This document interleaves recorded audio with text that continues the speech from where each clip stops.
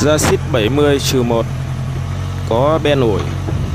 Quý anh chị nào mà đang cần sử dụng thì có thể liên hệ với chúng tôi qua số điện thoại ở trên màn hình video.